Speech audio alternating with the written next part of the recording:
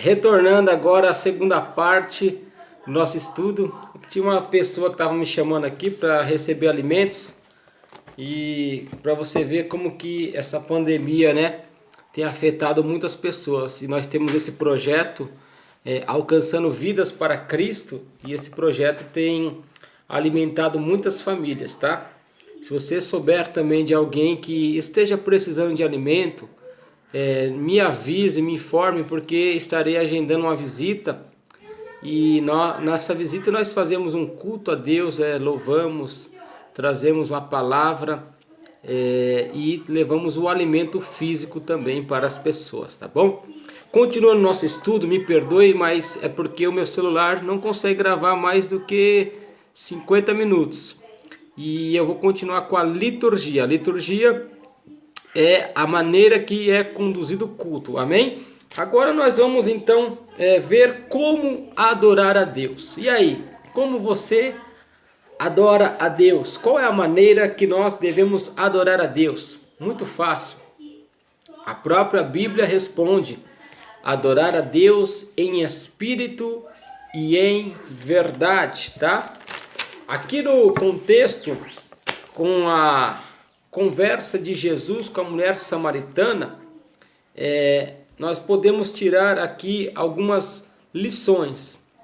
Os samaritanos aqui nesta época, eles tinham construído um templo ali em Gerezim. E este templo ele serviu para concorrer com o de Jerusalém. Aonde aqui houve uma separação muito grande entre os judeus e os samaritanos, a ponto de um não falar com o outro, né? Porque tinham os interesses políticos e também interesses religiosos. Então nós podemos em que tirar, não quero entrar nesse contexto, mas eu vou agora tentar trazer uma parte desse estudo, como nós devemos adorar a Deus, tá?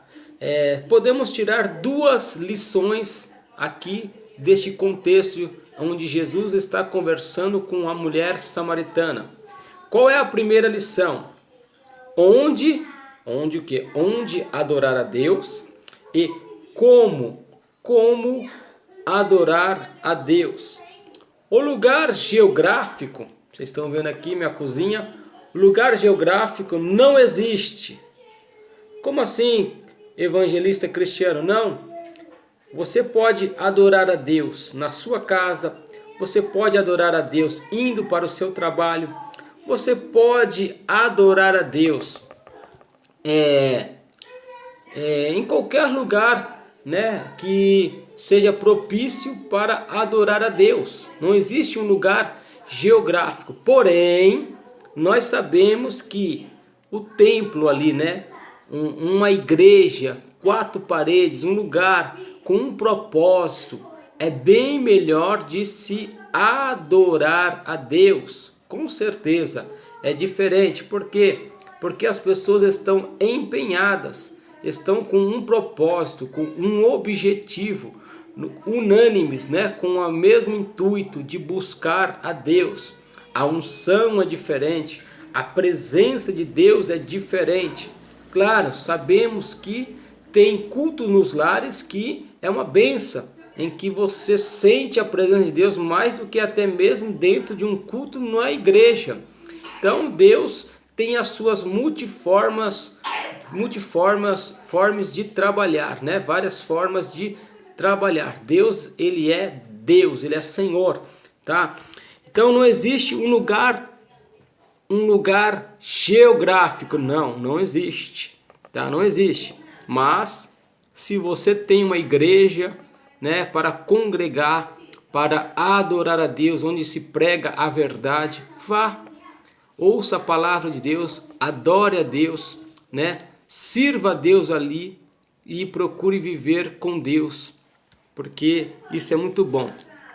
O culto tem que ser um culto racional, ou seja, Deus, ele é um ser que pensa. E ele criou o ser humano com as suas faculdades intelectuais.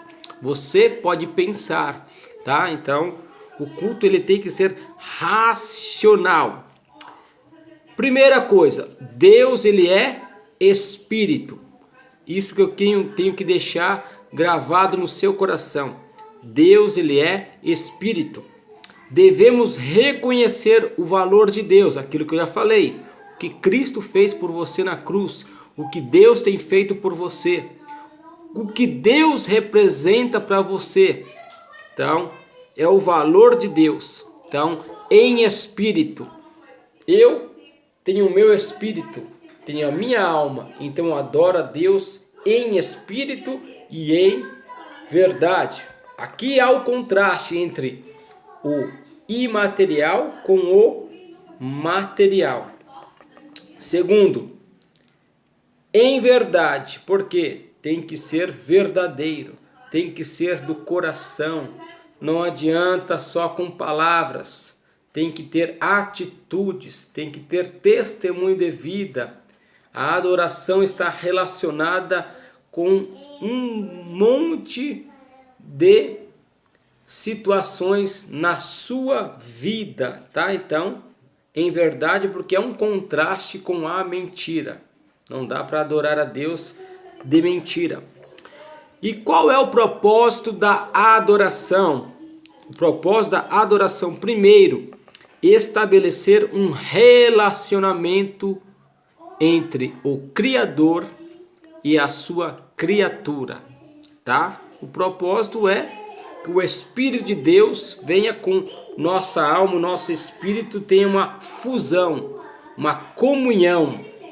E aí nós podemos sentir a presença de Deus e expressar aquilo que estamos sentindo com as nossas palavras, com gestos, enfim, de uma maneira sobrenatural, tá? Então, esse é um dos propósitos na adoração, o relacionamento entre a criatura e o seu Criador. A adoração ela é praticada prestando-se reverência religiosa a Deus, tá? Então essa reverência ela tem que ser em pensamentos, sentimentos e atitudes.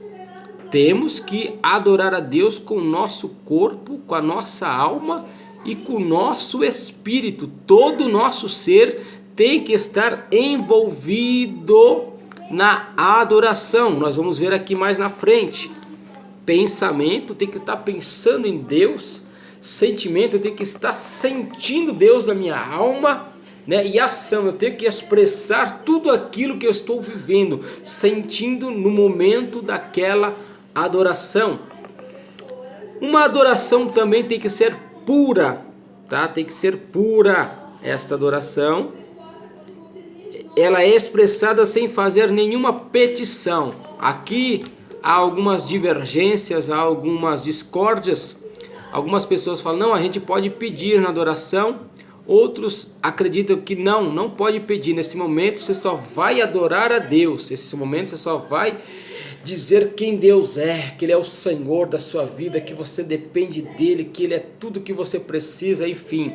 Na adoração, alguns estudos levam a dizer que nós não podemos pedir nada para ser uma adoração pura, para ser uma adoração genuína, tá? Então, fica a critério aqui de você e Deus. Aqui já é tem que ter uma autorrenúncia e uma entrega sacrificial a Deus, tá? É um sacrifício a Deus, um sacrifício vivo. Isso nós vamos ver mais para frente. E na adoração, amados, ela é uma ocupação. Sabe a ocupação da sua alma com o próprio Deus, com o próprio Espírito Santo de Deus. É coisa linda, né? Então, esse momento que você se sacrifica, que você se entrega a Deus, esse momento Deus te visita e preenche o vazio da sua alma. E você sente Deus no seu coração, no seu ser, e você começa a adorá-lo por aquilo que você está sentindo, o Deus Todo-Poderoso, você tendo contato com Deus. Isso é coisa maravilhosa. A atitude do adorador, além de adorar em espírito, tem que ser em verdade. A adoração tem que ser uma atitude. E nós já falamos, não dá para adorar a Deus na carne, não dá para adorar a Deus pensando em jogo de futebol, pensando no marido, pensando na esposa, pensando no filho, na filha, não. No trabalho, não. Vai adorar a Deus, opa, tem que ter propósito. Vou me desligar de tudo aquilo que é material. Vou entrar na esfera espiritual. Vou abrir meu coração para Deus e deixar o Espírito Santo ocupar o lugar na minha alma. Esta é uma verdadeira adoração. Amém? Então ficou bem claro aqui, né?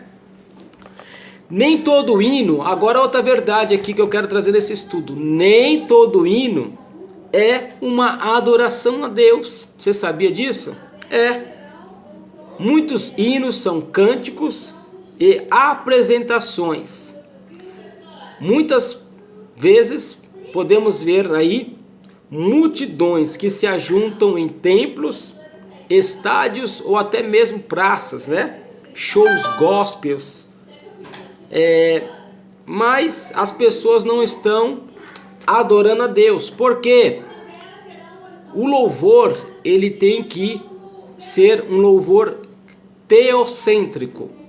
E alguns louvores, eles são antropocêntricos. O que é isso, Cristiano?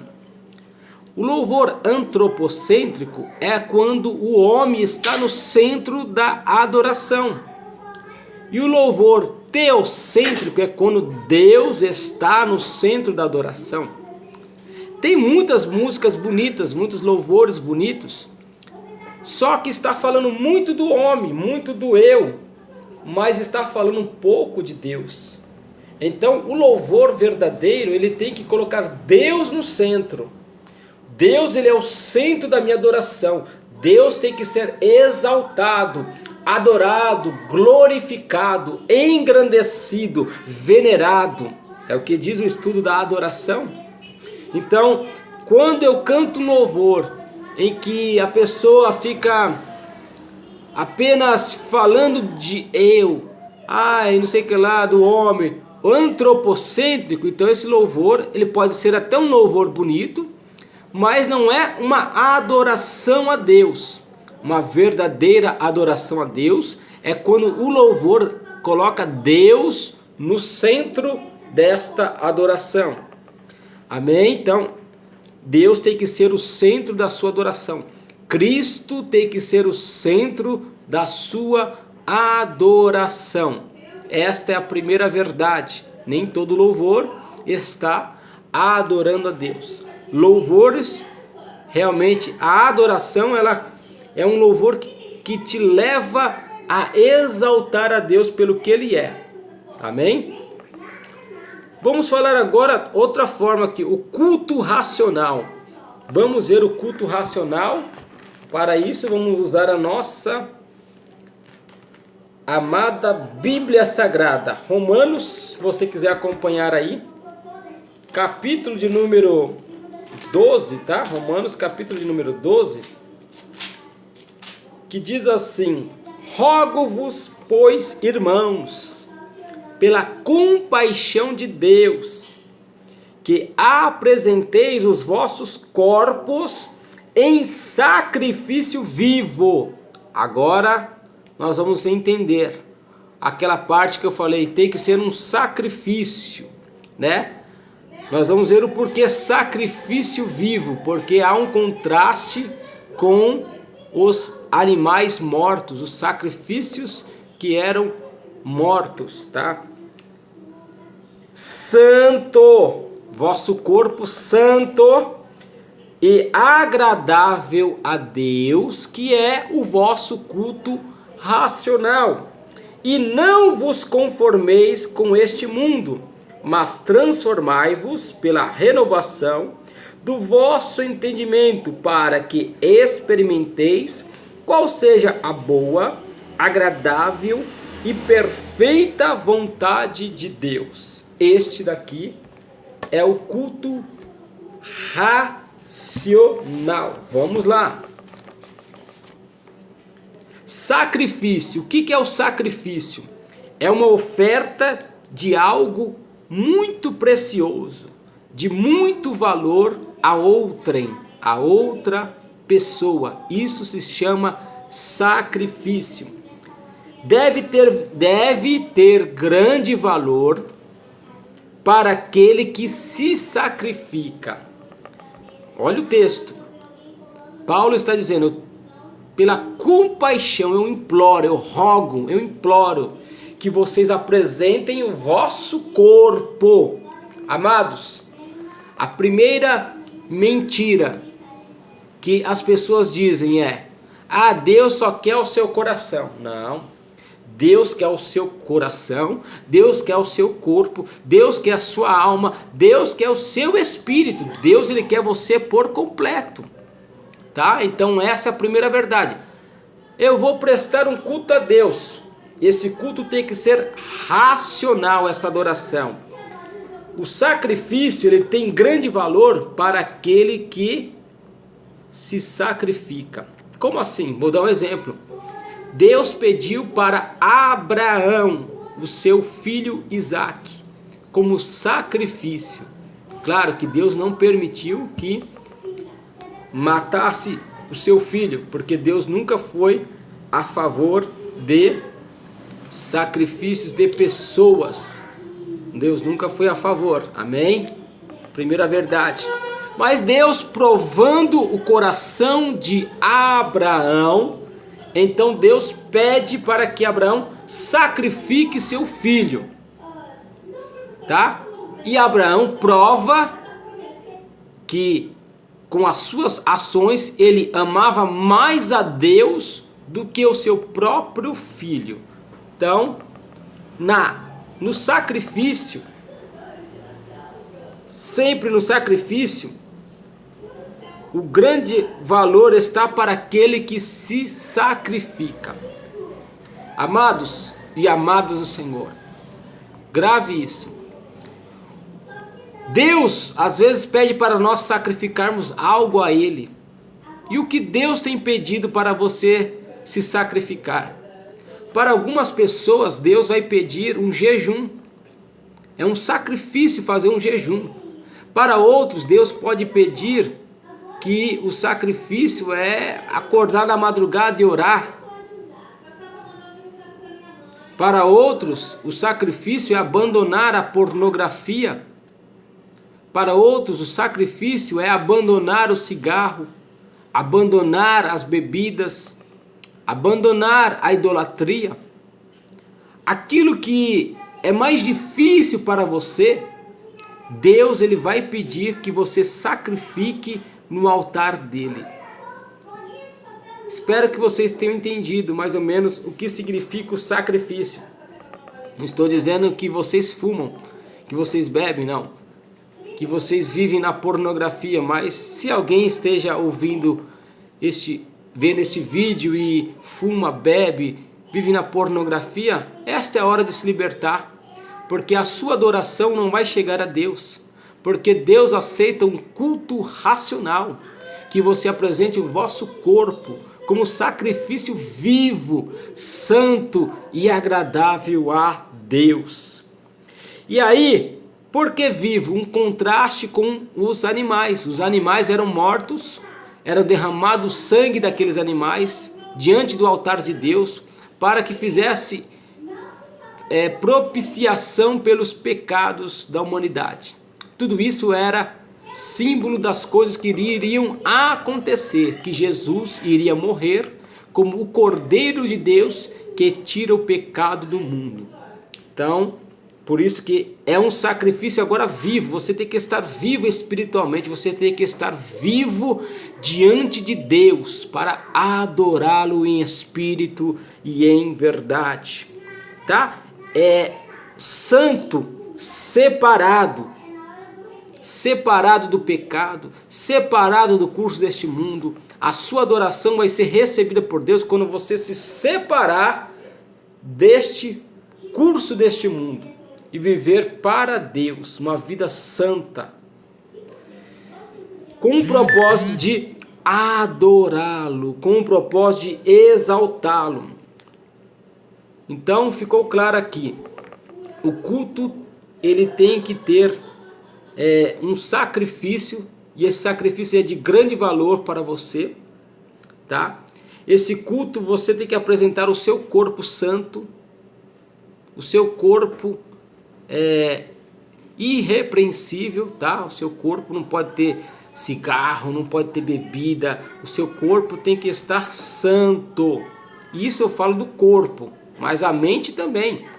Você não pode ter mágoa no coração, você tem que perdoar as pessoas, você tem que amar, tá? Para Deus receber esta adoração.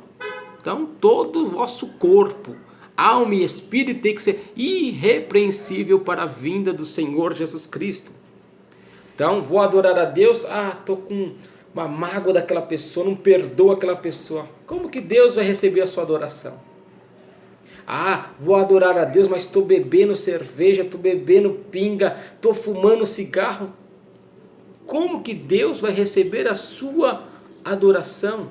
Impossível. Deus, ele é santo, tá? Então, apresenteis vossos corpos como sacrifício santo e agradável a Deus, que é o vosso culto racional, culto sensato, equilibrado. Deus te capacita com inteligência para pensar, agir e tomar decisões, tá? O culto ele tem que ter motivações espirituais. Ai, meu Deus. O culto tem que ser para Deus. Deus é espírito, então tem que ter motivações espirituais. Eu vou porque eu vou buscar o Espírito Santo, eu vou porque eu amo a Deus, eu vou adorar a Deus porque eu desejo o céu. É mais ou menos isso. Porque eu quero os dons espirituais, eu quero sentir Deus. Então é tudo isso. Tem que ser com sinceridade profunda. A sua adoração, sinceridade profunda.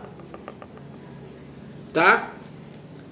Tudo isso é para que possamos fazer um culto que agrada a Deus. E aí o versículo aqui de número 2, que eu li, diz assim: e não vos conformeis com este mundo. O que Paulo estava dizendo? Não vivam de acordo com o estilo deste mundo. Não vivam de acordo com o curso deste mundo. Não se conforme com o pecado na sua vida. Está vindo uma tentação no seu coração. Repreenda em nome de Jesus. Repreenda os maus pensamentos. Pense em Deus, em Jesus, no Espírito Santo. Procure não se conformar com o pecado na sua vida. E preste um culto racional a Deus, e o nome do Senhor vai ser glorificado, aleluia.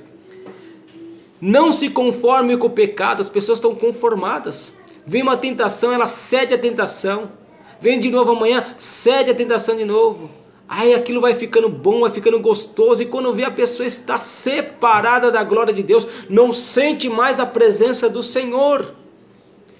Olha que diz aqui, transformai-vos. O que é transformai-vos? Aqui é uma metanoia, é um contínuo processo de mudança, sabe como?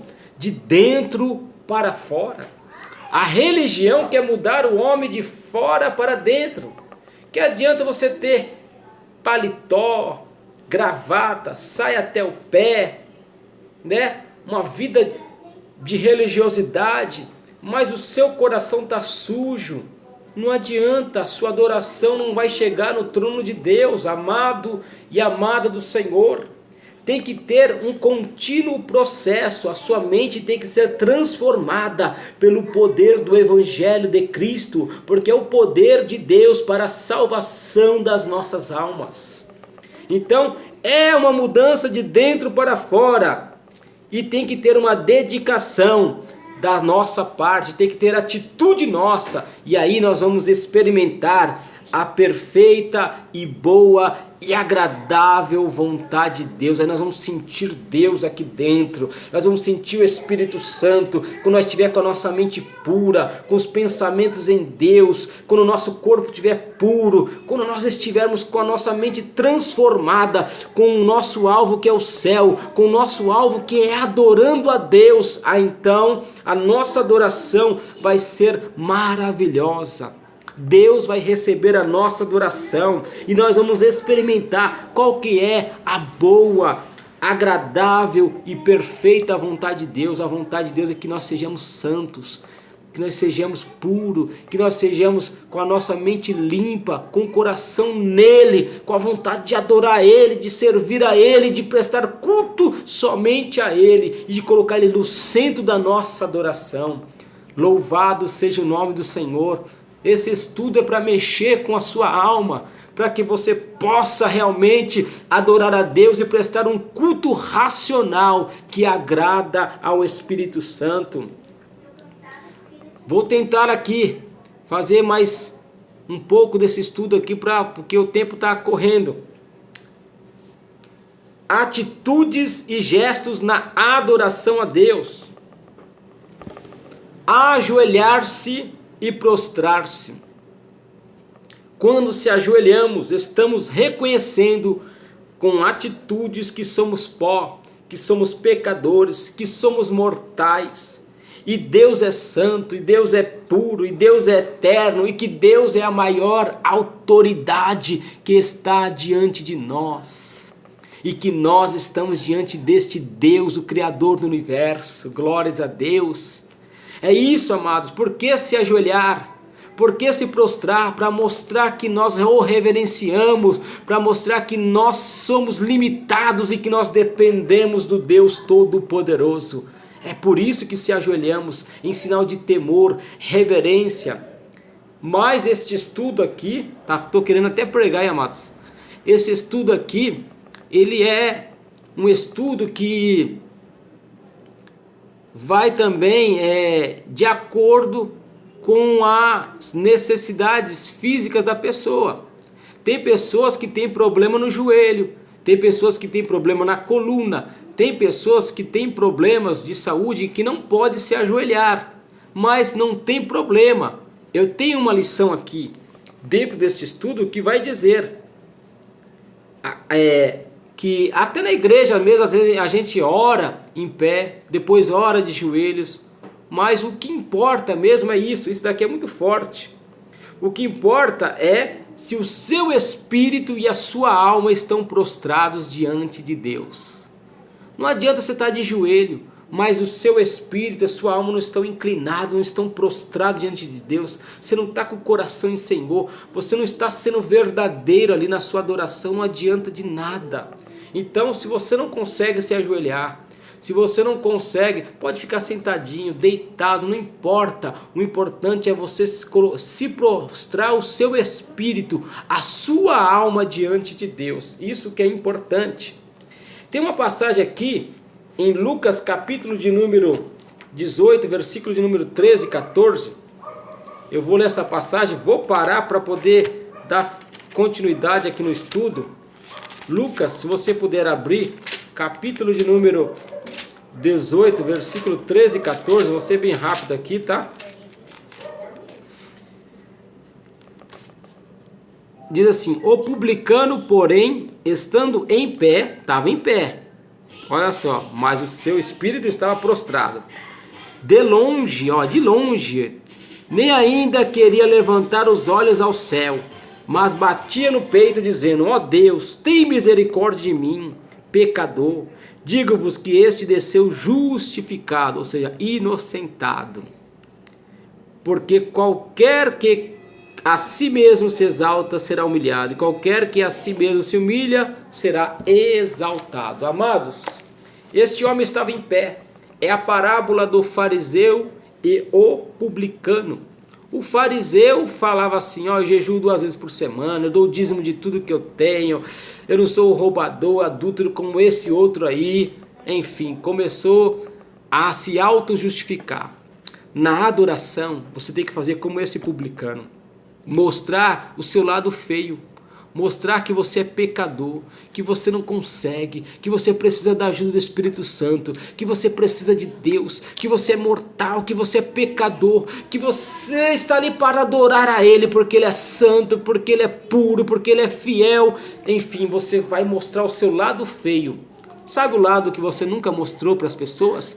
Esse lado, a sua fraqueza que o inimigo tem batido, é nesta adoração que você vai mostrar para Deus. E o Deus vai te visitar poderosamente.